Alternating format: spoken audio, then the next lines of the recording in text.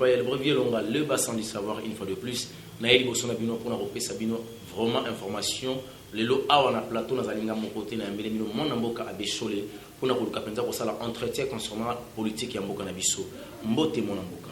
Mbote papa journaliste mbote na bande onyoso balinga IDPS balinga parce que IDPS olingi ngote vraiment vous êtes frappé sur la malédiction parce que les seul parti politique nzamba benga pour na délivrer le peuple congolais et mon année depuis 1960 à 65 Congo ezalaki malamu. Tango IDPS a commis un projet de société nebo yebisa mesi Mobutu Reno to appliquer projet de société Mobutu za boya les locaux Congo ezana tom IDPS ndalinga relever ngo yango to loba makamna lungete vous aimez l'IDPS au kotanolo la ofele parce que ça parti moko pour la délivrance de la République matondo mingi mona mboka na lingito mikano ko simba makambo etali actualité à Congo Alexis Tambwe Mwamba enfin après avoir commodure ba député nyoso soit ba sénateur ou ba voter Alexis Tambwe Mwamba malédiction na yo ezalaki sans cause diminuer sans effet dans mon balelo au Sénat étant que numéro 1 impressionné ko zala bon piso soki tozako boya nano Alexis Tambwe Mwamba ezate tozako banga yeke akosala président mabe mais du fait que na Congo plusieurs institutions ebele leki na ba tumo bazaba aventurer na domaine politique ndé na régime Félix Tshisekedi tolinga ete na ba tête ya institution ezala ba aventurer lokola ba Alexis Tambwe ce qui totangi constitution à la République banda premier article ti dernier article place mokote Sénat azana bo konzi pour la présidence de la République ezate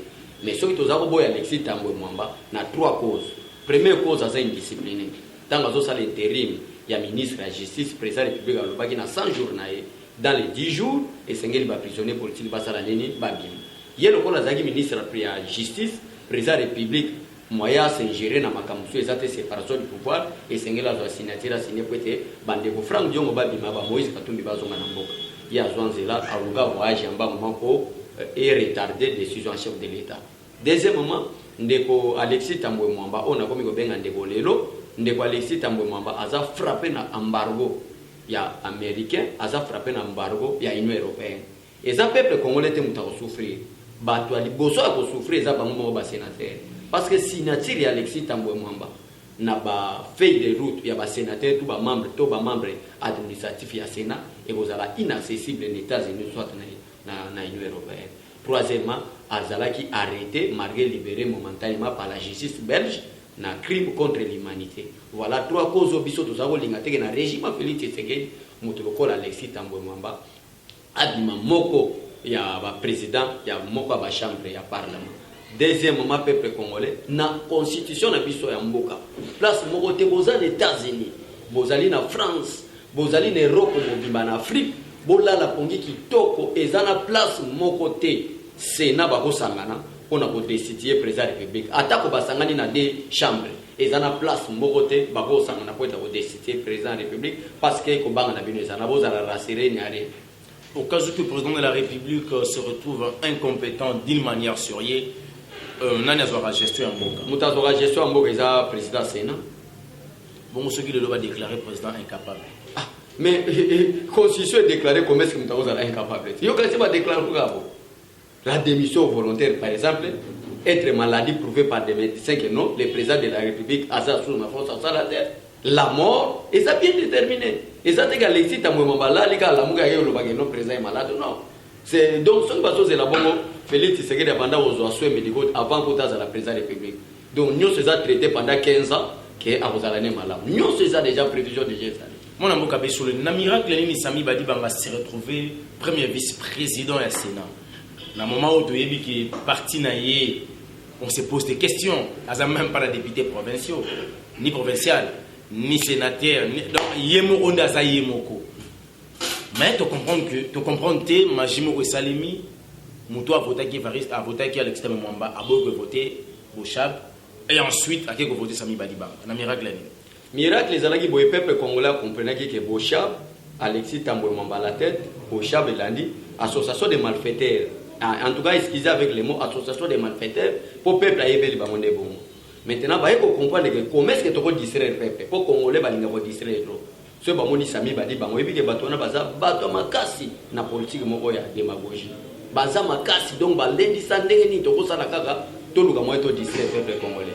façon nini toko cha mwa kimia toluka Sami Badibanga peuple congolais ayebi sabino Sami Badibanga za moko ba o basala ke accord ya Saint-Sylvestre za la piquete moko ya ba débauché ya IDPS donc azali envoyé à IDPS Félix Tshisekedi pe atindi était mais batu ya FCC basali ndenge nini lokola peuple azako mirmire bosha ba yebi bosha ba makambo sala ba yeba makambo oyo Alexis Tambwe Mambasala façon ko distraire peuple zaka ke no tozo Alexis Tambwe Mamba to tia to luka mutu mo libanda na ndeko moko ya lamuka soki kamitatu to tia ta to ko wana peuple ba kozala dise ba ondima moi moke Alexis Tambwe Mamba mais lokola pouvoir Félix Tshisekedi chaque fois na répéta ka papa si c'était la volonté des hommes Félix Tshisekedi alinga bima président de la République ba imboka basolo ba été mon mboka Sami Badibanga azali proche allié ya cash pana bino azali suna bino na kati ya Sénat. En tout cas papa soko tangi balia IDPS na kati ya cash il y a deux partis politiques phares. Premier parti politique est IDPS, deuxième parti politique est INC. Bango de babimi balie na bango. Alexis Tambo nani Sami Badibanga parti ne nazomona ngo soki na 11e mairie wana ba komi ba progressiste. Na ebite place ni no moni azalié ya cash. Azana ya lié cash te kala ndenge na uchi boyebi soki no eza ba politique mo alo tapona ko diaboliser un peu peuple. Et s'il y a des hommes qui sont très faibles, famille Sami Badibanga za parmi les gens qui sont très faibles. Ponga malgré ko zanga nanga na ko zanga nyonso.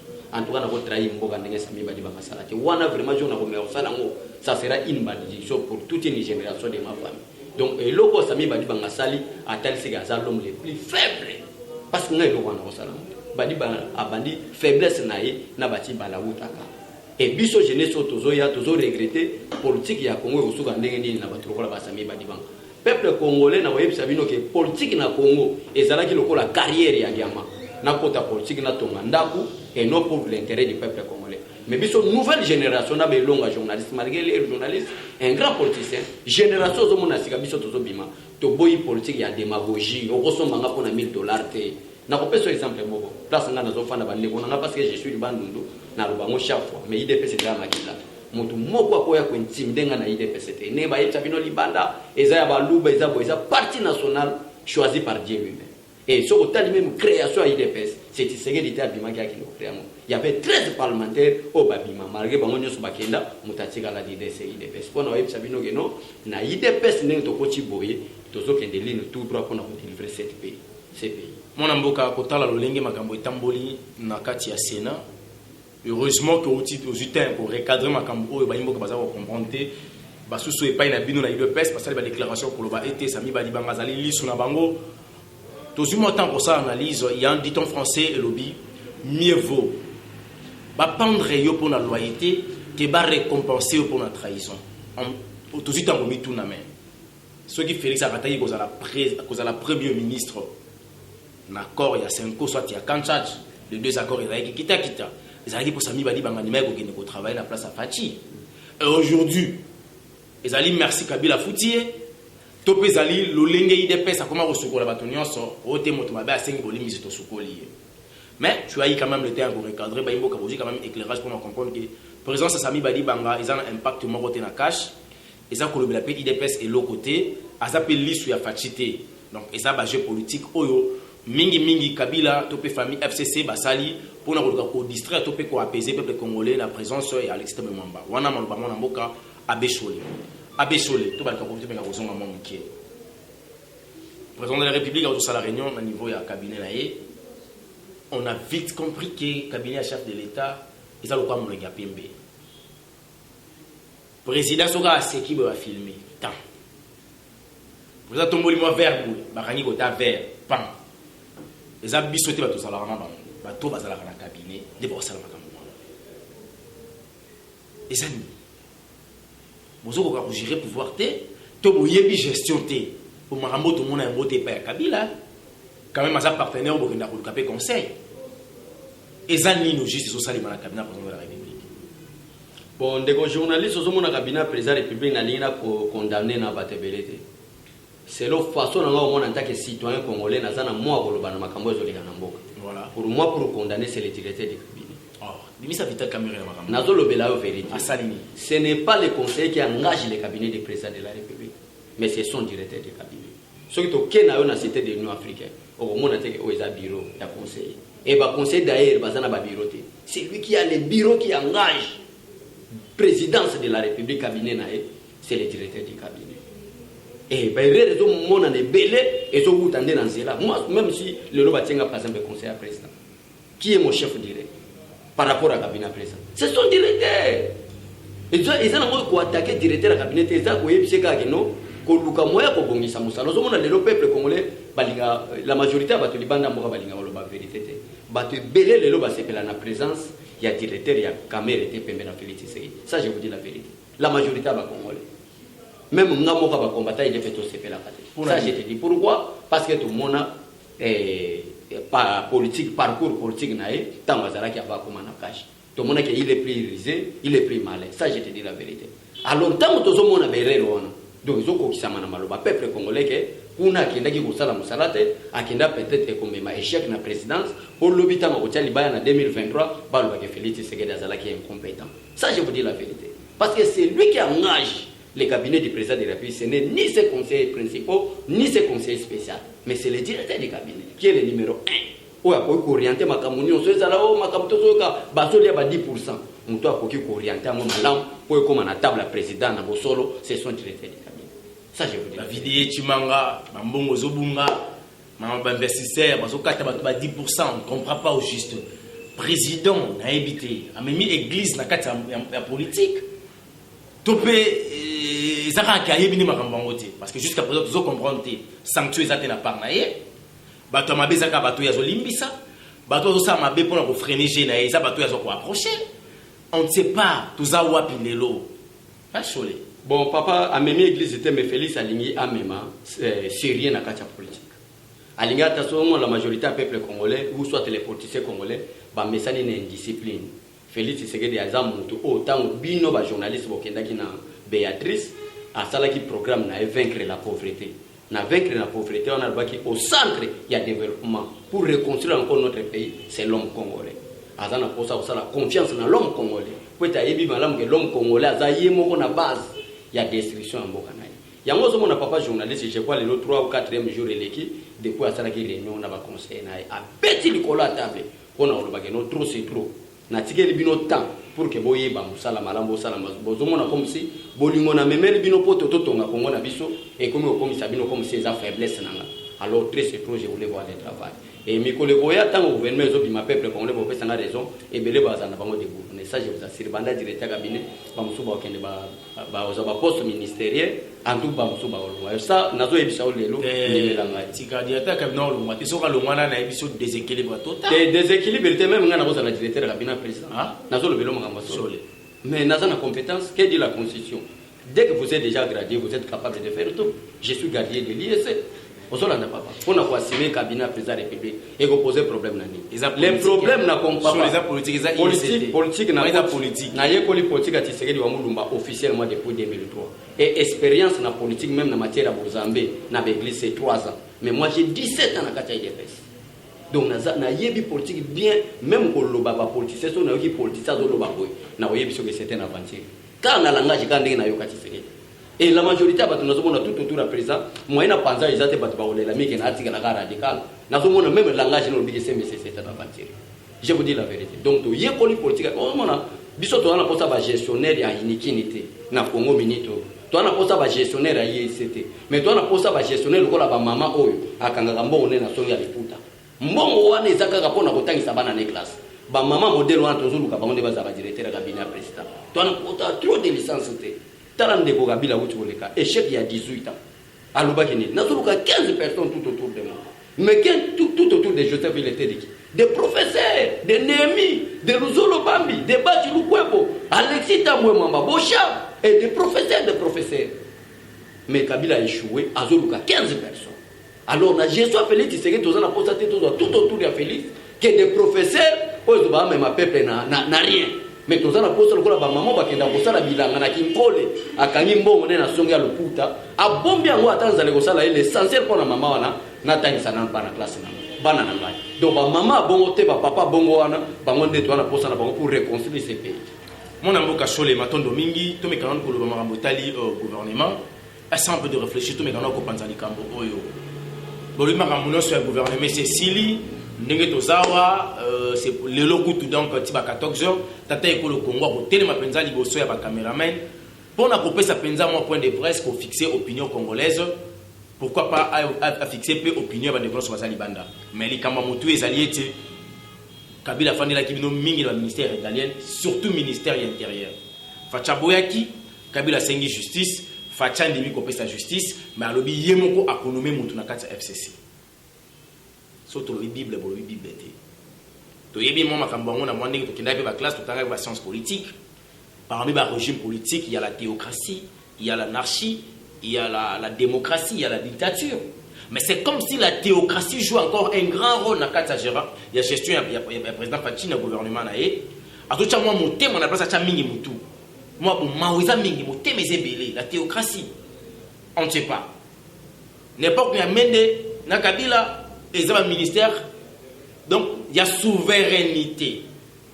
Si tu n'es pas souverain, tu n'as pas le droit. Eh bien, Kabila remis souverain, tu mets la président Fachi ou comment? Non. Pour le ministère, on a pu éclaircir dans le peuple, Félix Tshisekedi a tiré Moutou, a tiré Motema. Ce qui a tiré Motema, depuis 6 mois, le gouvernement est limité. Pourquoi? Parce qu'il a tiré Moutou, a raisonné. Ce qui a tiré Motema, mais le gouvernement est limité. Ce qui a tiré pour être Moutou, comment? Conformément à l'article 78 au partage à le président nomme le premier ministre au sein de la majorité parlementaire. Dans la majorité, on a négocier. Et IDPS n'a pas négocié au cash. Minoritaires. Mais pour respecter pour l'instauration d'un État de droit, nous voulons vraiment construire ce pays. Maintenant, nous voulons construire comment un État qui a des institutions respectueuses. C'est ça le projet à Félix Tshisekedi dans ce pays. Maintenant, quel est le problème? En respectant la Constitution, conformément à son article 78, tout le monde vraiment que nous sommes minoritaires. Moi, je suis la brutalité, le peuple a fait des négociations. Ban négociation to kendaki peuple congolais Kabila tindi ba délégué na ne minda azaki coordonnateur na bango koto bazui Jean-Marc Kabou ko négocier bazo négocier kacha si sa musala na ye kaka batama yele o bazaki ba professeur na sima Kabila incapable ya ko résoudre des crises nde peuple congolais bo monaki dimanche o elekaki dimanche kule Kabila ye moko longwe na kinga kati ake kota la président république na nsele pona ko yebisa président république no bolibisi bato na tindaki ba fanda na tout autour nanga. Pendant 18 ans, nous avons incapable de voir même 10 personnes honnêtes. Il y a vraiment que même dans la négociation, pour le gouvernement, le peuple, nous avons bloqué. Il y a des signaux. Et il a tout libéré. Mais le problème est que nous avons une vérité. Sur 5 ministères de la souveraineté, nous avons la défense, nous avons l'intérieur, nous avons la justice, nous avons les affaires étrangères, nous avons la finance. Mais ceux qui ont libéré du fait que la majorité, tu as la politique, il y a le côté, ceux qui ont libéré le président, a coupé sa banque de ministère, il y a finance, a coupé sa banque de justice, c'était pour Bitumba IDPS, il y a 40 ans Mobimba, et ça pour qu'il y ait une nation avec une justice équitable. Ce que mon justice est sur le Rolobani au Sami. Justice est qu'on était dans le Bela, au moyen là pendant ils étaient pour Nanzamete, mais on a dans le par rapport, il y a Bitumba IDPS au Bunda pour construire un État. Coalition dénominateur commun. Bon, ce qui est ma base, ils ont des avantages na bango. Ils ont l'avantage na bino. Ils ont l'avantage na bino. Comment? Le peuple congolais a sa place ni la coalition na bino parce que banda bobandi. Avantage il y a bino ils ont peuple congolais ça. Avantage il y a peuple congolais ali que non. Et président Félix Tshisekedi azobo ya kotia bato au peuple alingi kumonate. Ça c'est l'avantage pour les peuples. Parce que ba combo au bato ya FCC bazo memeza ba Evariste Bochar, ba Alexis Tambo Mwamba, ba Chadari Emmanuel. Donc bato wana nyoto peuple azo monate. Ba José Makila. Et tant au peuple Félix Tshisekedi na qualité à président de la République ba combo bato wana zali ko nommer en côté et ça un avantage ya peuple congolais. Mais ça a des avantages à FCC comment parce que la majorité et Sengeli va négocier malam conformément à la constitution gouvernement parce que va avoir l'élection en 2023. Et tant qu'on va négocier ma conformément à l'article 148 de la constitution et comme on a comme s'il y a une crise persistante entre l'exécutif et l'Assemblée nationale. Et que dit la constitution, le président peut dissoudre pour être une crise ou et tant que le président de la République va dissoudre l'Assemblée nationale, bino vous avez majorité va dissoudre, on va perdre. On est en terme à bénéfice, en tout cas, moi, les athées.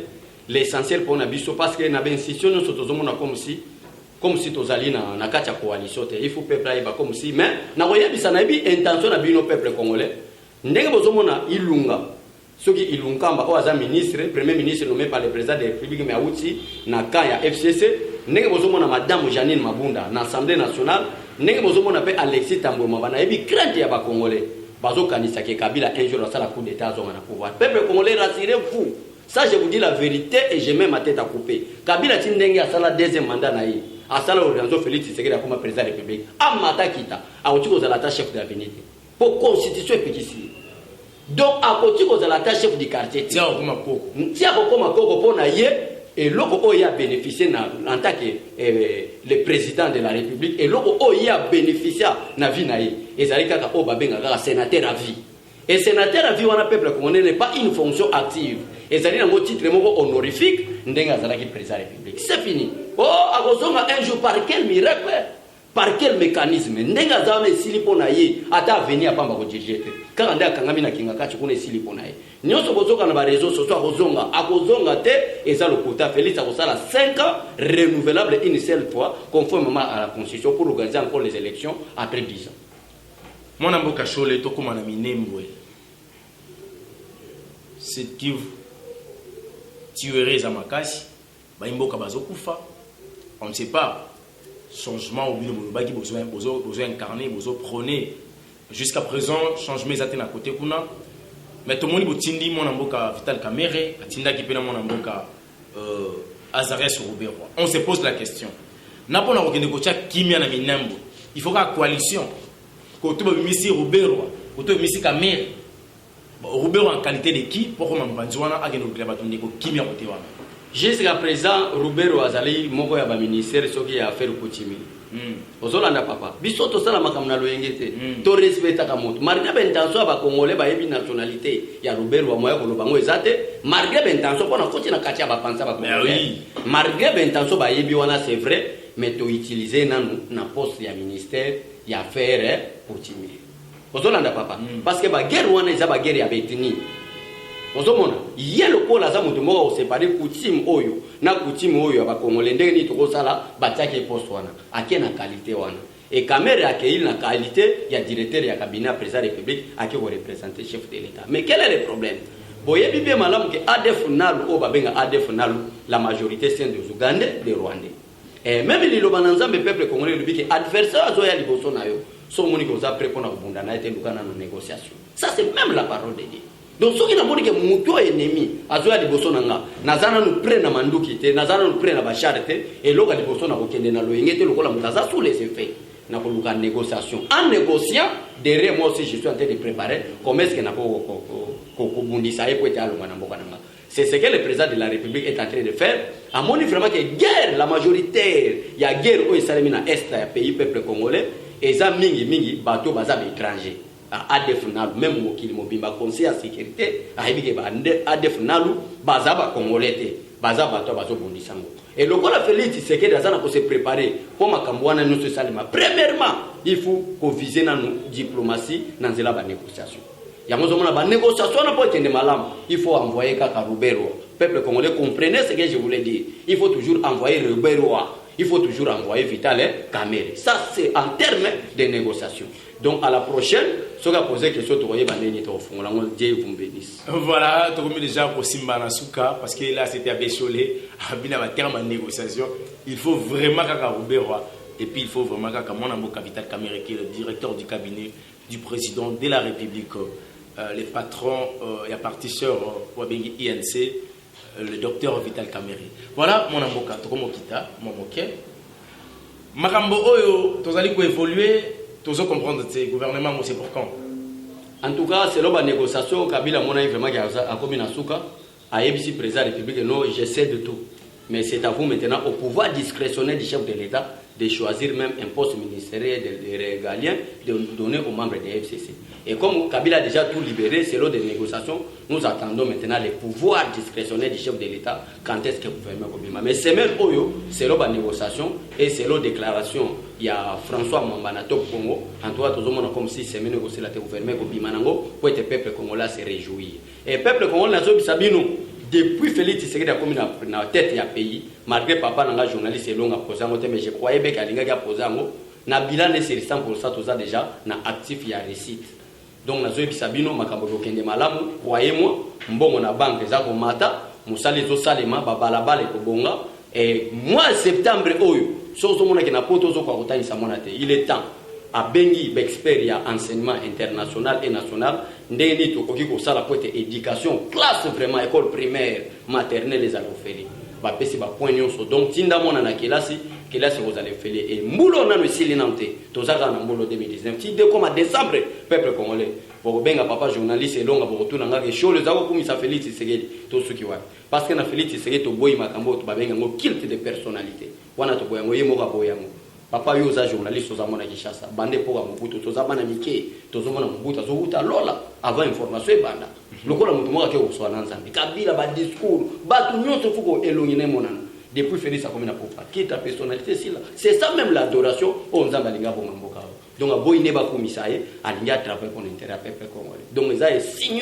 fort ozo la isa vraiment non ko bonga ya Congo eza na mwana mboka Félix Tshisekedi lelo oyo tango lobi makambo tali kelasi to mekano ko tsimba ngota mwa moke ya moto kenda poto kitanga na yo mais mwana mboka be code conventionnel boyo kaina bango te la loi est dire mais reste la loi. La loi est dire oui et le ka moto na mabela nzambe ezate même ndako toza studio na so il joue l'état comme un problème na posa ko tia makadam na nzela akozo ikelo mbongo oko tonga place mususu pour que et profiter de l'intérêt général les sols et les sous-sols appartiennent à l'état congolais ce qu'on est le rekobisa moment où non ba kotisi bana kela cité baza la mbango te ba wela mbango ke ko komisa te ba futa mbongo te to okopesa bango espoir pour le bakotika bana laïque bokende kotika osomona mboka na biso libisanga vraiment peut-être yo za chrétien catholique et l'église catholique a même na base ya description mboka je vous dis la vérité na basango te basango bakota makambo ne batongi ba école bango batongi ba université yango nozomona za na école te yango nozomona batongi école ebi ke église catholique o ya Congo eza église o uta direct na Vatican te et ces églises o kota na colonisation comment exploiter les richesses de la République il faut boyer baka makambo moko na bino et ces églises on a pensé ya Vatican te tango belge amoni ke Congolais lingi Yesu mingi tala makambo tia biso munda na église Yesu et so ça na poso expliquer mam o exploiter maman moko congolaise na kati ya Congo fongola ka Bible yebise Yesu akopesa nyonso c'est ça mundela comprendre ki alobike non ndenge na zabo belge bokota kana nzela Yesu Yesu o église catholique atera biso lelo eza o ya Vatican te ezali o ba belge bayaki nango babeta congolais fimbu na sima Bible ko exploiter biloko na ko konseke o yo zo sala ezali mabeta la nzambe yeyo alobibo c'est ça église catholique yango zo mona bazo lingate Félix Tshisekedi asa amema gratuité enseignement crainte na bango ezali Vatican atinela bango sumbongo te biso tango tozaba na mikio zomona masera zotambola na la crise ya sika mais mona sute pour Vatican boya na yalobi débrouillez-vous article 15 maintenant débrouillez-vous article 15 yango bakoma osala l'école na kati ya ba concession na bango l'école wana ba taxaka cher tala non église chrétienne église catholique balobi ke nzambe mais kende na Saint Félix na Mumbele place na zofana ande mo bimeko kuto même $500 et maman teka makala ko futa mona classe ndengeli mais bozolo ba église ça c'est quel amour ça yango na Félix Tshisekedi bi gratuité et enseignement nde église catholique bazali ko banga à travers monseigneur Ambongo na tangi ko mone Ambongo ndazo sala ba déclaration ya mabe po bazo banga ke rémunération ekota na nzela enseignement bango ba ko perdre yango mais la loi est dit reste la loi mais l'état ko banda ko futa bango soki ba kitisi minerval na bango l'état to kotala ba taxe ndenge banda ko kota te to kotala ndenge mbongo ezokota na place à l'état parce que politique a Félix Tshisekedi papa ndimelanga politique oti to kende 5 ans papa journaliste to prier nzambe songa biso to zwa vie batebele mona ba politicien ba osala ba église ou ba osala ba association mususu parce que politicien Félix Tshisekedi a député national na régime ya Félix Tshisekedi ba mbulu koyaka a la salaire ndenge mo na enseignant a la salaire ndenge mo na militaire na infirmier et politique la réduit en néant kuna yo lingi politique travaille pour l'intérêt du peuple congolais parce que IDPS slogan na biso ezala bo être cadre c'est une charge et non un privilège. Vous voulez être ministre dans le régime à Félix Tshisekedi, vous n'allez pas travailler pour l'intérêt de votre famille biologique, mais vous allez travailler pour l'intérêt général. C'est-à-dire quand on parle d'intérêt général, on va le peuple congolais. Vous devez perdre pour que le peuple gagne. C'est ça le système de Félix Tshisekedi. Yango loko la majorité ba politiciens congolais, ba ya rapona kwa masé ba kende, ba kotika politique, papa qui vivra verra, l'avenir nous donnera raison. Dans le pesa Alexis Tamomba conseil, dans l'inga commune liboso de l'institution et Sénat étant numéro 1, un mot sur calendrier biso na sango ya Congo et meka ko aider. En tout cas papa Alexis Tamomba na posa au conseil belé pour un à indiscipliné. Je vous dis la vérité. Na mona na ba politicien na congolais mais les meilleurs indisciplinés c'est Alexis Tamomba. Ba Congolais va voter. Ba Congolais va voter c'est regrettable. Ya wana émission que politique na Congo a fait la diamate to que nous na boy ko fumula makamba ba tu ko bu ndenge bakanga ki ba député na e. Voilà. Ba bango ba téléphone. Voilà. Papa na biso leo ke ngolo ado a hebi makambo to zoloba. Akende ko lalisa bango na sultani. wana boyebisa ko wana tokofongolango tokosololango peuple congolais boyeba bino moko. D'ailleurs ezotalisa clair ke ndenge bakendaki kinga kati na ndenge bavotele etalisi vraiment ke ebele barespecte mot d'ordre ya Joseph Kabila te. Donc na mikolego ya soki Alexis Tambwe Mazaba intention ke akobenga mwa ba sénateur pour na arranger parce que conformément à constitution mboka pour être article moko ya constitution ezala modifier oyo ko wuta na kati ya Sénat esengeli car ya ba sénateur basi. Donc c'est-à-dire zotala déjà clair que non mot d'ordre ya Alexis Tambwe Mwamba ekosimba te. Peuple congolais Kabila plein pouvoir na en air na armée baluka moyeba bon article ya constitution totelema ki atosimba gite et bon lelo Félix Tshisekedi des président de la République na 3 millions yo ya parlement de bunanga 10e pour 3 millions wana ka yangwana ndeko contre Kabila ka elo mata bo yebisi bo IDPS viva boke note ya peuple congolais no bito bimana balabala to bimi article moko ko za modifier boza na bino à l'aise boza la calme. D'ailleurs la majorité conformément à la constitution n'est pas la majorité parlementaire. Conformément à la constitution, la majorité est au peuple congolais. L'article 5 de la constitution. La souveraineté de l'État congolais appartient au peuple congolais. Et nous, les DPS, nous sommes majorité. Bateau basala statistique, balubi bien que non, peuple congolais a plus de 80 millions. Et nous, c'est la IDPS, nous sommes plus de 60 millions. Il y a la même vérité des îles, comment conseiller à matin, bateau balubi que tika comédie, mon frère. Sa base Félix Tshisekedi avait gagné les élections. Donc que Dieu vous bénisse peuple congolais, que Dieu bénisse le président de la République. Alexis Tambwe Mwamba papa azana posa conseil belé. Alexis Tambwe Mwamba. Pese atamisa. Ngana oye biso boye, tika indiscipline politique. Yoza président ya Sénat ya boka ba chambre ya parlement, ozo parvenir ko ba ke la Sénat moko ya institution numéro 1. Mais comment est-ce qu'on peut comme si vous êtes maladie mentale? Je vous dis la vérité papa. Na kati ya constitution bazo reconnaître le Sénat tel que l'institution mais bazo reconnaître ngo le la moko ya ba chambre ya parlement mais yé azo lo ba ka la première institution mais il faut être malade ya moi comme conseil monsieur Alexis Tambwe Mwamba éviter la malaria na mutu na yo éviter maladie du sommeil na mutu na yo yeba be ko ça na tête ya mboka pour construire peuple à souffrir tamulai ozo ba bon za président du Sénat s'il vous plaît non vous en voyez plein pouvoir en plein fonction aza président Sénat mais la liberté de penser, la liberté d'expression. Donc, ainsi, il était, mais la constitution, papa. Malaria. Mais la constitution conforme à l'article 68. Malaria, ça la il n'y a que 4 institutions. La constitution, l'article 68. 4 institutions. Premier, le président de la République. 2, le Parlement. 3, le gouvernement. 4, le cours et tribunaux. Ou à une place, c'est les institutions. Et pour autant, nous avons ainsi, Sénat est institution. Où il faut traiter à cause de la soit de la maladie du sommeil. C'est clair. Parce qu'il y a 4 constitutions, l'article 68 est ça. Donc, papa, vraiment, nous avons un docteur, va traiter vraiment le pour tout ton amboka. Battu le candidat malheureux, un mot pour naïe. Oyebi ke tango to salaki émission liboso na yo na lobaki ke entre Bachi Luko et Alexis Tambwe Mwamba baza les oiseaux de même plumage. Mais par rapport à la politique actuelle to lingaki ke Bachi ndasa nini abi. Mais ce sont les oiseaux de même plumage. Papa Bachi courage avec 43% bimana ngo, je crois que 43 voix au bimana ngwana et aux alamiers oya derrière cash. Parce que cash ça on était pour l'intérêt du peuple congolais. Somo na bata peuple de basakani no papa nanga. Papa mukolo responsable malgré vol nyonso bosali na mboka mais ozana mwa mutu moko alobaka na été. Ozana ben discipline était ndenge Alexis Tambwe Mwamba azali nango. Ozana mwa ba discipline na malgré tout ce que vous avez payé au pays. Mais na kosenga ke venez maintenant il est temps que Dieu est en train de faire quelque chose pour la République. Ce qu'on profite dans le mouvement Nzambe, à côté de Kacha Congo, nous avons vu même pasteur dans Libanda Moka Bazobe Ngabalbi, moi Nanga, Nzamba Kopambolo, Mboka Oyo, Nzambe déjà délivré. Et oh, notre royaume, il m'a fait ce n'est pas la dictature. Ce qu'on a une opposition qui est d'une manière constitutionnelle. Mais ce qu'on a l'opposition pour la haine, pour y avoir un Congolais, le Kola Félix Tshisekedi, Dieu va te confondre. Parce que Mboka Oyo, il est temps. Peuple oyo papa journaliste na bibe ke tozana temps taizate talaka makamba ba mega Congo o chaque fois na répéter na ba congolais de 60 à 65 baza ko lengela ba mama na biso ba papa na bino bo kende kelas musala ezalaki te ko pesi 10% bazo musala bazo bondelo ya ko sala mais nana détruire ngo nde moko bande ko na biso mobu aboyi ko yoka makambo Tshisekedi za wayebisai donc prouver na face du monde que c'est le parti politique où ils ont un statut na règlement d'ordre intérieur et respecte la volonté du peuple congolais c'est l'IDPS et tant on a contre Félix Tshisekedi ça la contrer conformément à la constitution parce qu'ils ont reconnaître que opposition est sénégalais mais ce qu'on a contre par rapport à un ndenge matin fallo ya na tribalisme tala sorna il n'a évité son dit déclaration Claude Mvwemba alors que Martin Fayulu ko sala opposition mo ta chômage exact biso to kesala biso et Martin Fayulu ye mo ko bono ko so ko kokate muta fabriquer ça Jean-Pierre Bemba les noms na réseaux sociaux peuple congolais même Jean-Pierre Bemba carburé sérieux na boulevard du 30 juin ce qui biso to zala ka wana te na kutindika mais mutu ke la di wana to so mona pona ko lobake non nzamba ko sunga ba congolais ba okende liboso avec Félix Tshisekedi Tshilombo. Sami Badi Banga conseil parce qu'il y a le premier vice-président de l'Assemblée nationale, il y a Sénat, le niveau mon rôle Jean-Marc Aboum.